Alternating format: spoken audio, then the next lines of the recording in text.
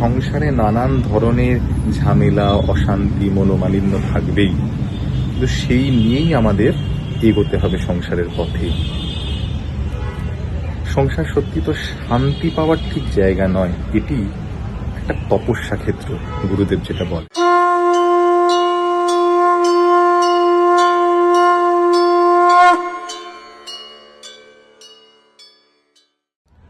নমস্কার, আমি কুন্তল অধিকারী।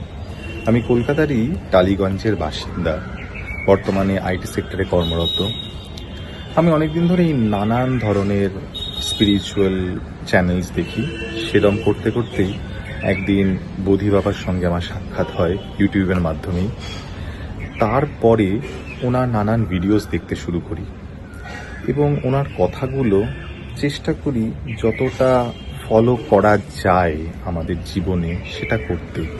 সবচেয়ে পুঙ্খানুপুঙ্খভাবে অনুসরণ করতে পেরেছি তা বলবো না, কিন্তু চেষ্টা করছি যতটা উনি যেই কথাটা বলেন, যেদিকে বেশি স্ট্রেস দেন, কনসিয়াস লিভিং, সচেতন জীবনযাপন, সেটার চেষ্টা করছি।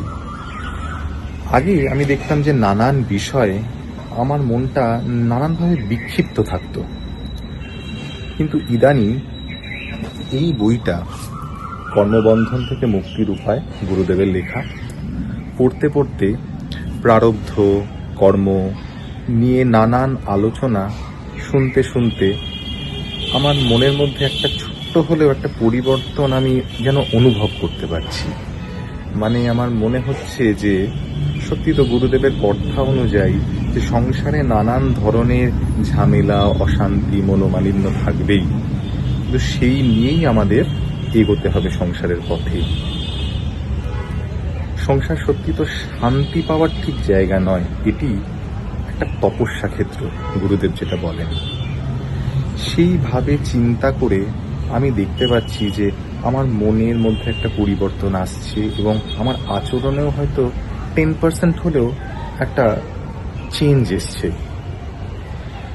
আমি আগের থেকে একটু বেশি শান্তি অনুভব করছি এবং এই লোকনাথ ডিভাইন লাইফ মিশনে যখন আমি যুক্ত হই তাদেরই এক সদস্যের মাধ্যমে, এবং আমাদের যে নানান গ্রুপ তৈরি হয় এবং সেই গ্রুপের মধ্যে আমরা রয়েছি, আমরা সৎসঙ্গতে অংশগ্রহণ করছি, সেসব করে নানান দিক থেকে সাধন জগতের নানান জিনিস নিয়ে আলোচনা আমাকে ব্যক্তিগতভাবে সমৃদ্ধ করেছে, এটা আমি বুঝতে পারছি।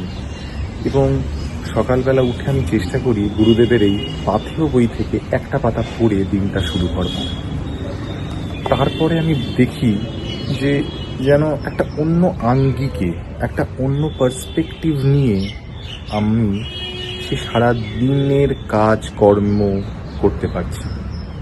তাই এটা একটা আমার দারুণ একটা অভিজ্ঞতার জায়গা এবং খুব স্যাটিসফাইং একটা এক্সপিরিয়েন্স আমি যেটা অনুভব করছি।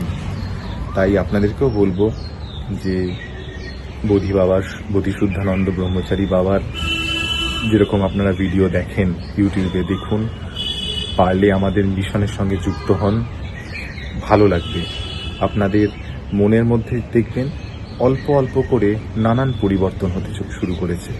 আপনাদের চিন্তা ভাবনা, আপনাদের অ্যাটিটিউড টুয়ার্ডস লাইফ একটু বদলাচ্ছে একটু একটু করে।